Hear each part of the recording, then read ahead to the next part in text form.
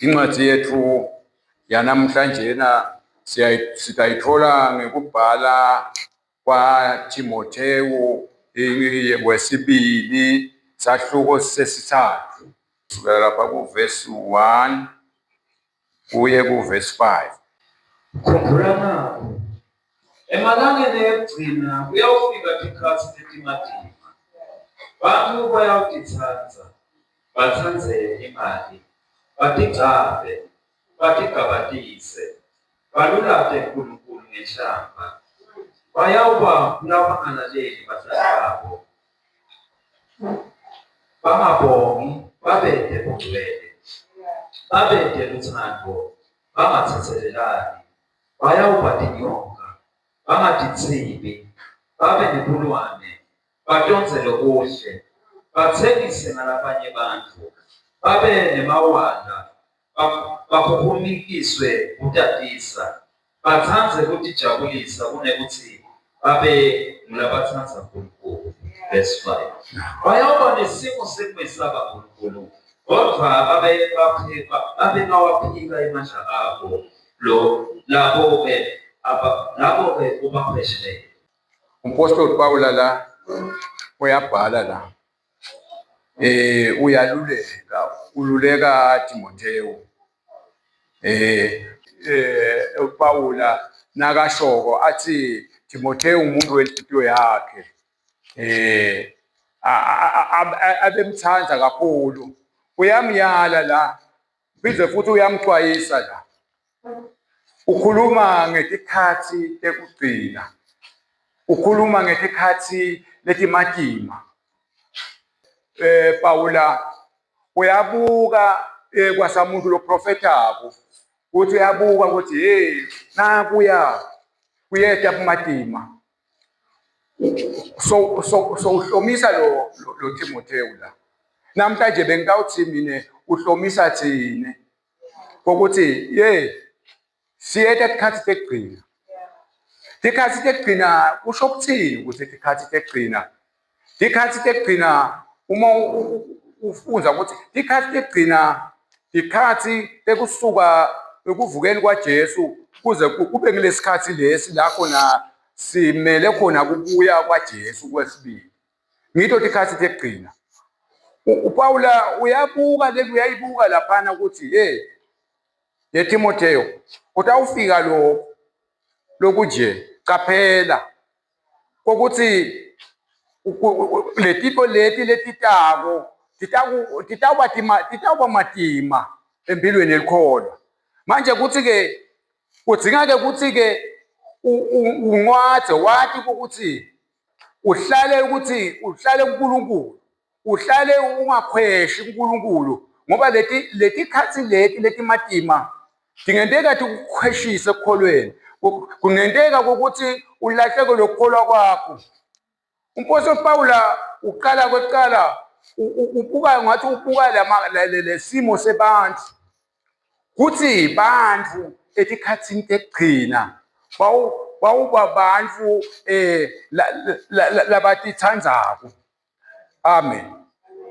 Uma ufuna ukuthi usho ukuthini umpostoli Pawula uma ukhuluma ngekuthi bantu bawutitsandza, kusho ukuthi bantu bawuba labatinaka tintfo tabo. Ngitawuthi bayawuba self-centered ngesilungu, ukuthi babuke ukuthi nangithole lokhu mina nakungihambela kahle lokhu akabe nganendzaba nalomunye umuntu, noma kukhona umuntu lomunye lohluphekako angayingeni. Sihloko sethu besingathi ingabe singaphila kanjani thina lempilo lena yekukholwa letawusinta kokuthi sikhone kumelana nalesikhathi sekugcina. Inkosi nibusise. Sithineke ufuna ukuthi sifake liphi igiya kuze simelane nalokho. Umpostoli Pawula uyatibala letintfo la. Ngithanda singisi khona la khona sithi mark this. Ube bengingaphindze ngithi mhlawumbe kuthiwe ku-highlight lokho. Uthi nakaqalako uthi tikhathi uthi bantu bayawutitsandza uyakubala letinto kuningi mani.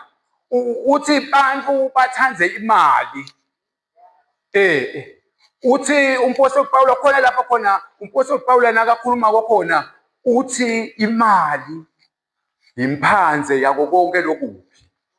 Bantu uma ubuka namhlanje ukhanza ukuthi imali. Bantu basemalini abanenzaba ukuthi kwentekani. Bathanza imali kunokuthanda uNkulunkulu. Babhizi bantu babuka ukuthi hey babuka imicebo yabo ukuthi nawu umcebo nangingaba nawo ifiso tabo diningi. Laza athi umpostoli Pawulo letinto leti lokuthanda imali kubese kubaholela kulokubi. Uholela mhlawumbe ukuthi umuntu alahlekelwe ukukholwa kwakhe.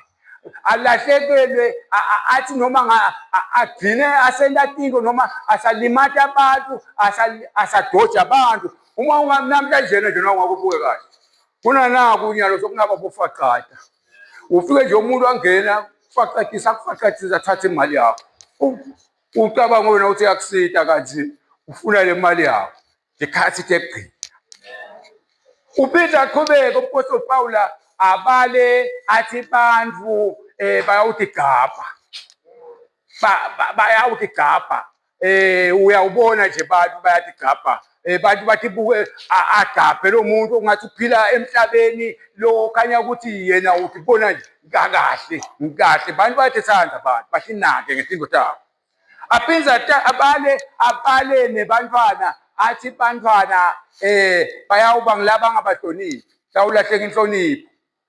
Diningi letinto ebazalwane besingatibala la. Sitibala ukuthi lokhu nalokhu lesicapheliswa kuko ukuthi kasicaphele nathi ukuthi kuleti khathi tekugcina lesiphila kwito ngitawuthi mine ngikhathi ngathi bengawuthi sime station.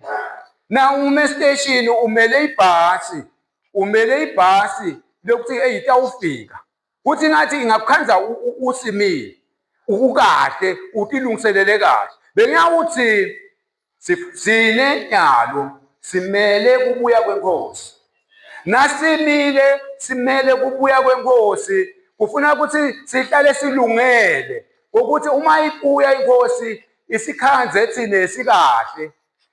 Isikhanze nje okwalo abekisa umpostoli Pawulo la isikhanze thine singalingisi thine lelive. Nangazathi umpostoli Pawulo nine mangalingisi lelive. Kodwa imqondo tenu kade guqulwe nibe busha nibuke into kabusha niguqulwe ingqondo yenu ningacabangisi lelive. Kodwa nicabange nibuke into tasetulu. La khona lapho khona umpostoli Pawulo atsho khona athi nine funa nilangakele letinto tasezulwini. Amen.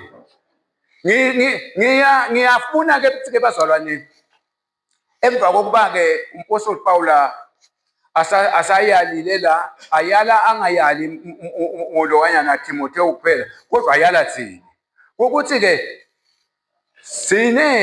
sifuna ke siphile kanjani.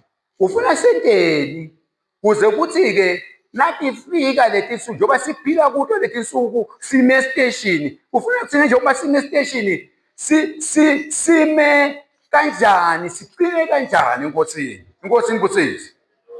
Ngitawuthanda ukuthi kweqala sibuke ukuthi kuze sikhone lokuthi nangabe inkosi ibuya sisemile kufanele sisendeni.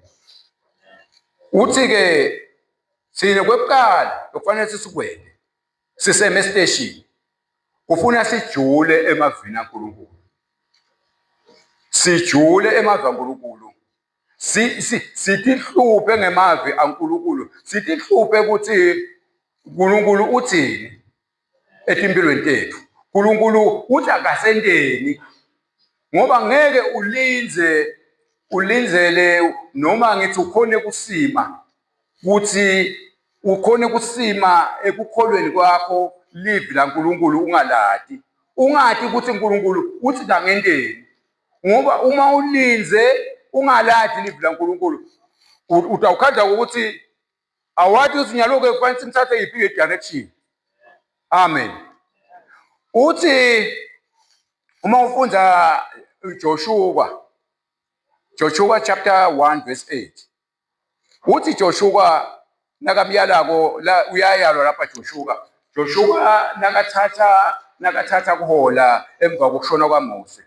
So umyalile uNkulunkulu uthi wo nangu Joshua nangu ingcebo yami Mose so ufile manje kunanake amagama la kawashoko ulaka la ngwashoko le ngitawuthanda ukuthi siwabuke la lapha kuJoshua 1 verse 8 uthi akenteni ke Joshua njengoba naku manje ingcebo yakhe lokwanyana Mose sowushonile kunanake amagama la wakhuluma ngako la asamyale konke uthi ke eJoshua lamavi alencwadi yemthetho angesuke entonyeni wakho uyawucabangisisa ujule kuwe kusuku nemini kuze ukhone kugwenta konke lokhu lengubhalwe kuwo khona ke uyawuphumelela kube kuhle kuwe.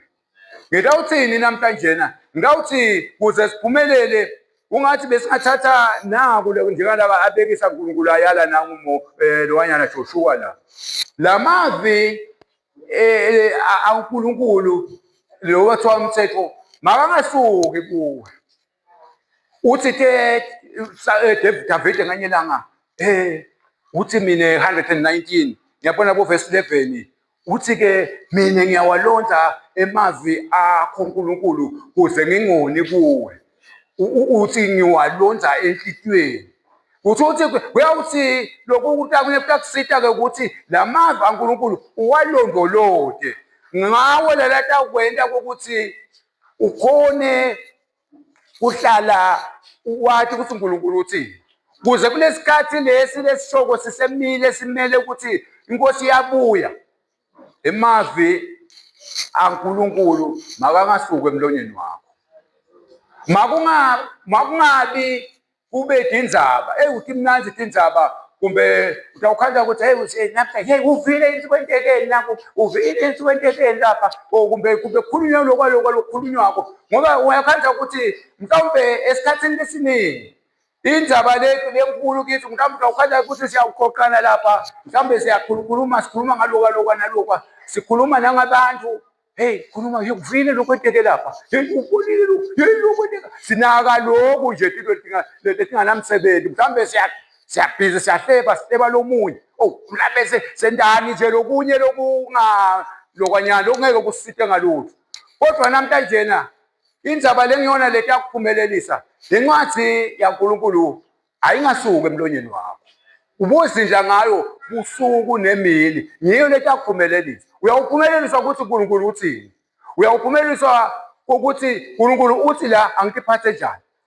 ngiqhube kanjani impilo yami uthi ke nganyelanga David akhuluma la kuMahubo 119 verse 105 uthi livi lakho Nkosi likukhanya etinyaweni tami kusho ukuthi lelivi laNkulunkulu ngilo leti yakukhayisela endleleni yaNkulunkulu inkosi inkosisi lokunye ke lokutawusisita siselinzile kuleti khathi letimatima ukuthi asiphile impilo yobungcwele. Kuphila impilo yobungcwele kusho ukuthini? Kuphila impilo yobungcwele kusho ukutahlukanisela uNkulunkulu.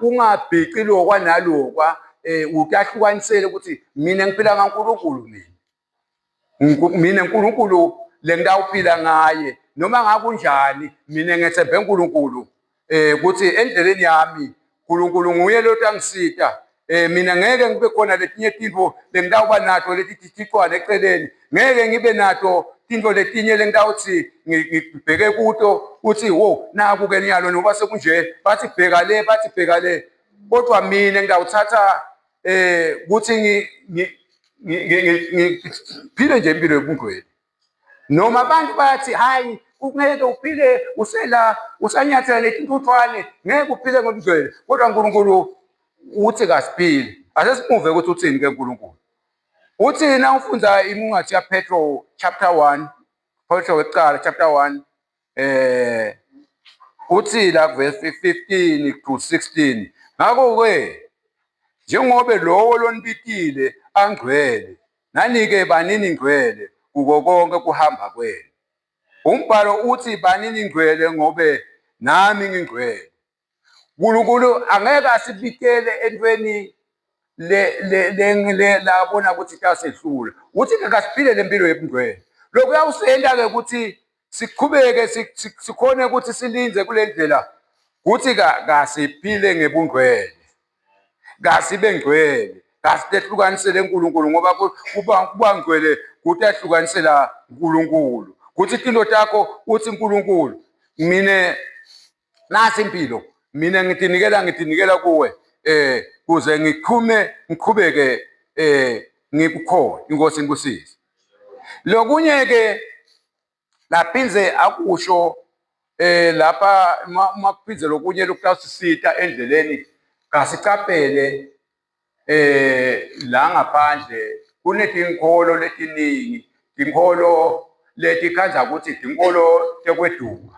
Asibacapele badukisi leti tinkholo tekwedukisa, leti tinkholo titawusidukisa.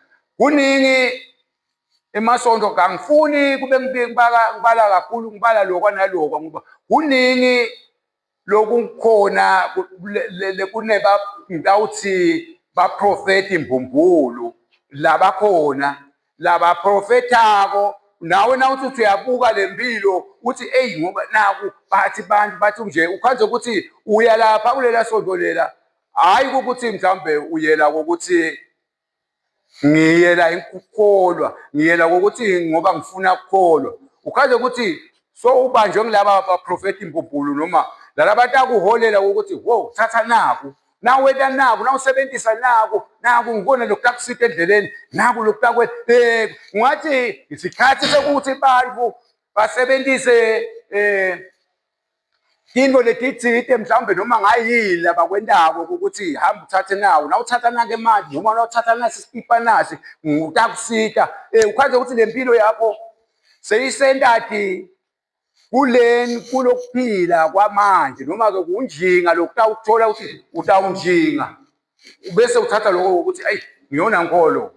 Ufuna-ke uqaphele tinkholo tekweduka tiningi la ngaphandle, ufuna ukunake lokho ngoba ungakhanza ukuthi utawubanjwa ngento letinto ngoba ikakhulukazi vele sihluphekile.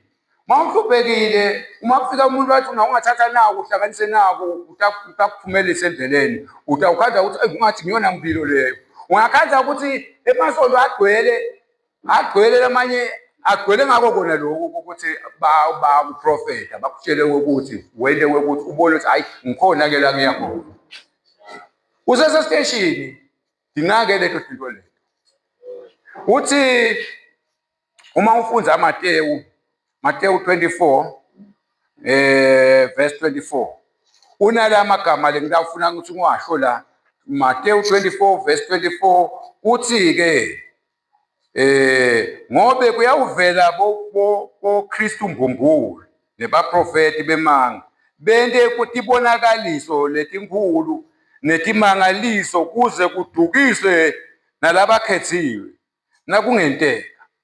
Kuyawuvela laba baprofeti into leti-ke letikhona, asikuqaphele lokho.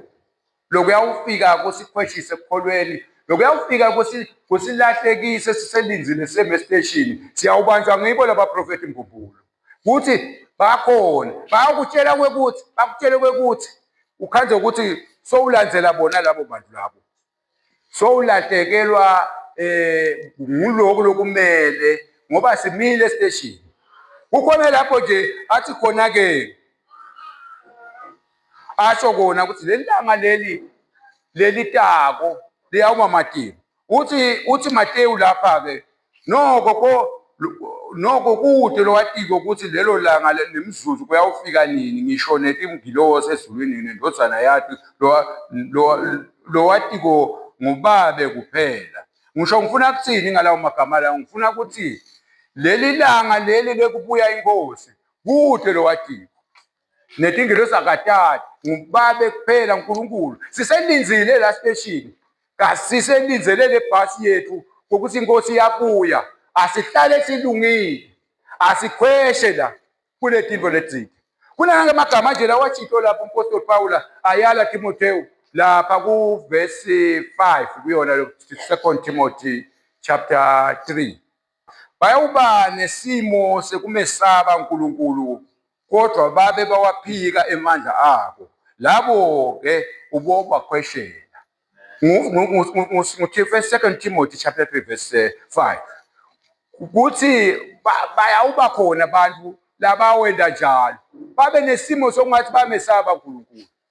Kodwa lamandla abo lamandla uNkulunkulu babe bangawamukeli. Kodwa babe bona banesimo sekuthi ngathi yathi uNkulunkulu bamesaba ngoba phela labantu batakudosa uzubone nawe ukuthi hey nathi labantu lona lo muntu lona waNkulunkulu lo uthi ke wena hey nama ngimlanzele. Khanze ukuthi lo muntu hayi ukuthi lo muntu uqhuba ukukholwa usebhizinisini yakhe. Uyawuba nesimo sokungathi uyamesaba uNkulunkulu kanti unetinto takhe ukudonsela la kulento yakhe yena la kayendayo. Bantu bayathwala bathwalele kona lokuthi babe nelibandla likhulu. Kuthi atokwathi ukuthi lo muntu athi cha libandla lami likhulu ke ngisuthi ngemnike umhlaba mningi. Bawuba nesimo sokumesaba uNkulunkulu kodwa bawaphika emandla abo. Bantu bawuba bengingabeka ukuthi kuyawufana nokuthi bantu bawuba laba buka bahamba elisonto balihamba elisonto benda tonke izinto elisonto lokubuka. Kodwa amandla uNkulunkulu babe baphambana nabo. Babe babheka kulokunye lokungasiko lengibona akubidile la uNkulunkulu. Sengigcina ke ngigcina nganako ukuthi nakathi ke masingabuyeke kusho maHebheru la uthi ke masingabuyekeli lokuhlangana ngoba sisibona lesikhathi sesisonzela uthi masingabuyeki kusho ukuthi kamathite ke masingabuyeki ukuthi sihlangane sivuselelane ngelizwi laNkulunkulu. Masingabuyeki ukuthi sihlale noma kube nje bengathi mina ngokungaba nokuthi kungathi ngabe ngathi senda nje neBible study sibohlala silibuka ilizwi laNkulunkulu. Silejwayele ilizwi laNkulunkulu silathi uNkulunkulu ngoba sikhathi sibi. Sekukuthi uyawukhanda ukuthi ngekubuya kwenkosi singendeka ukuthi isikhathi ukuthi sidedile.